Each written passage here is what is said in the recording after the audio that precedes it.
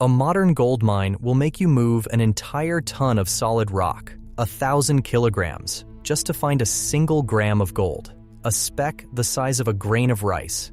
That's not a flaw in the system. That is the system. And by the end of this video, you'll understand why owning a gold mine is often the worst way to actually get gold. Why a mine sitting on billions of dollars of ore can still lose money every single year. And why the most profitable gold operations of the last decade didn't buy their mines at all. They took them, at gunpoint, using a private army. That last part is real, it's happening right now, and it's funding a war. Hold on to it. Let's start with the machine itself, because the scale of it breaks your brain a little. When you picture a gold mine, you probably picture gold, veins of it, glinting in the rock.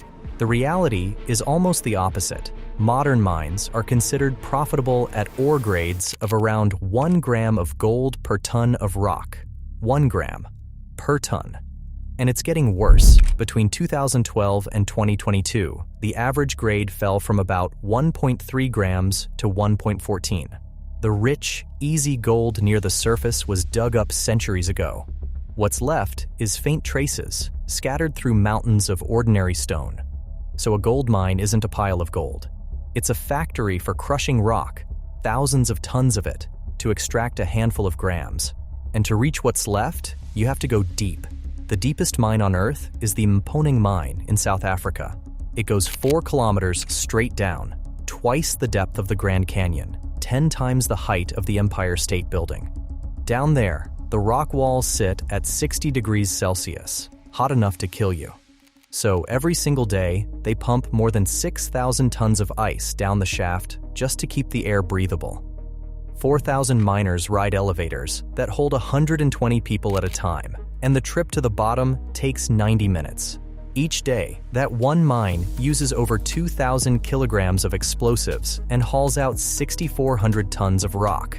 It's not really digging. It's a permanent, controlled underground explosion that never stops. And here's the punchline that reframes the whole thing. All the gold ever mined in human history, every coin, every ring, every bar, and every vault, would fit into a single cube, roughly 22 meters on each side. It would sit comfortably under a tennis court. That's it.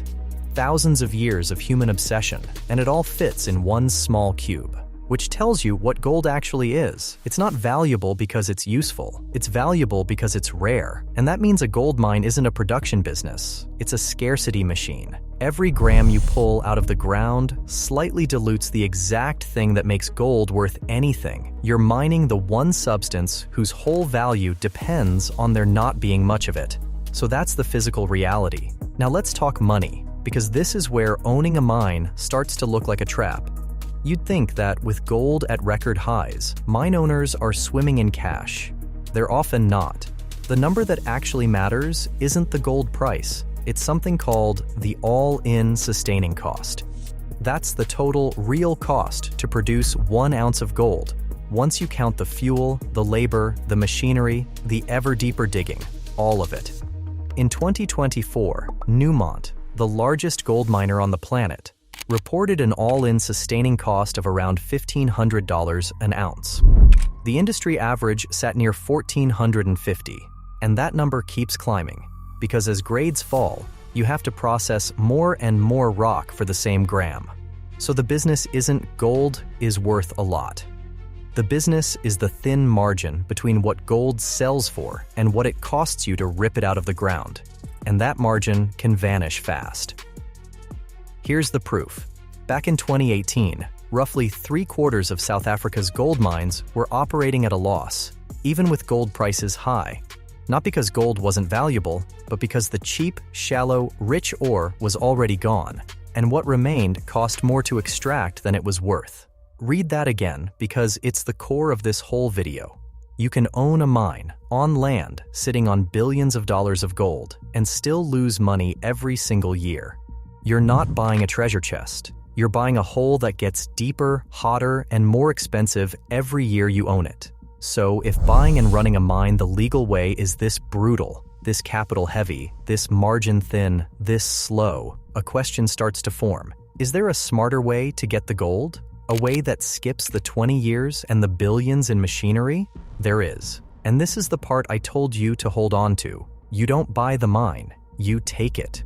In 2018, in the Central African Republic, one of the poorest, most unstable countries on Earth, a mercenary company acquired the rights to the Ndasima gold mine, not by purchasing it on any open market, by providing security services to a government that was barely holding on to its own capital, protection in exchange for gold. The mercenary company was the Wagner Group, a private army linked to the Russian state, and a US government assessment estimated that this single mine could eventually generate up to $1 billion a year.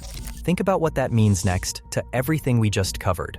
A legitimate operator spends a decade and billions of dollars building a mine, fighting falling grades and razor-thin margins. Wagner walked into a war zone and simply took control of the gold. No purchase, no shareholders, no all-in sustaining cost report. The cost of acquisition wasn't money. It was men with guns. And this isn't one isolated deal. It's a business model, and it's running across an entire continent right now. In Sudan, between February 2022 and 2023, Wagner smuggled an estimated 32.7 tons of gold out of the country, worth around $1.9 billion, in a single year. Here's how brazen it got. A Sudanese customs inspector once found an entire ton of gold hidden on a plane whose paperwork claimed it was carrying cookies, a product Sudan doesn't even export. By some estimates, between 50 and 80% of all the gold Sudan produces is smuggled out, and officially, on paper, Russia exports no gold from Sudan at all. It simply vanishes. The gold gets loaded onto transport planes, flown out under falsified manifests, and laundered through the Middle East before ending up in Russia's war chest. This isn't ancient history or some forgotten scandal. Since the start of the invasion of Ukraine, Russia has pulled an estimated $2.5 billion out of Africa through these mercenaries for gold schemes. The gold you picture as jewelry and vault bars is, in part, quite literally funding a war. And here's the piece that makes it almost impossible to stop. Gold is the perfect thing to smuggle, because once you melt it down, it loses its identity completely. A gold bar has no serial number you can trust, no origin, no fingerprint. It doesn't matter which hole in the ground it came from. So sanctioned gold gets moved to a country that isn't sanctioned. Mali, for example, which is now building a national gold refinery in partnership with a Russian conglomerate. And there it gets relabeled and re-exported to the West as if it were clean. The refinery isn't just processing metal. It's laundering an origin, and the uncomfortable truth is that Western money feeds this too. In Mali, the Canadian company Barrick Gold, the country's largest taxpayer, paid the military government over $200 million in just the first half of 2023. Everyone, everywhere, still wants the gold. Nobody looks too hard at the hole it came from. So let's pull the two worlds together, because side by side, they tell the whole story. On one side, the legitimate mine, billions in capital, 20 years of digging, 4 kilometers down into rock hot enough to cook you. Falling grades, rising costs, and a margin so thin that 3/4 of an entire country's mines can be underwater at once. You own it, you run it, you carry every cost, and you might still lose. On the other side, the mercenary model. No purchase price, no shareholders, no environmental audits. You provide the guns, you take the gold, you fly it out under a fake manifest, and you launder it through a country nobody's watching. It's faster, it's cheaper, and it's monstrous. And both of them leave the same thing behind. Because here's the final cost nobody puts on the balance sheet. When the gold is gone, and it always runs out, what's left isn't just an empty hole. It's the tailings.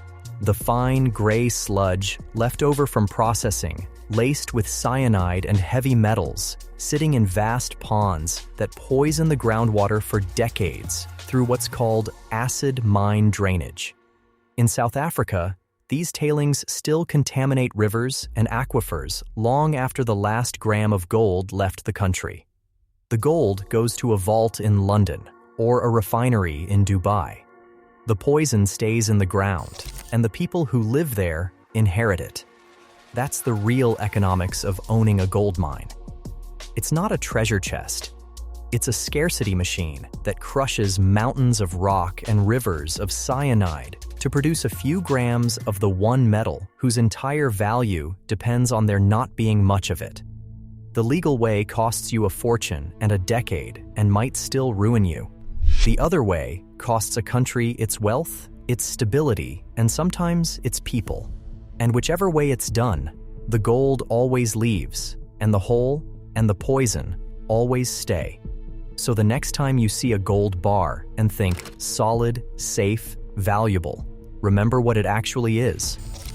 A gram pulled from a ton, a speck from 4 kilometers down, melted until it forgets where it came from. The most trusted metal on Earth, and you can almost never tell whether it came from a mine or from a war. If you want to see this same shadow economy from another angle, the ghost ships that move sanctioned oil the exact same way this gold moves, under fake flags and falsified paperwork.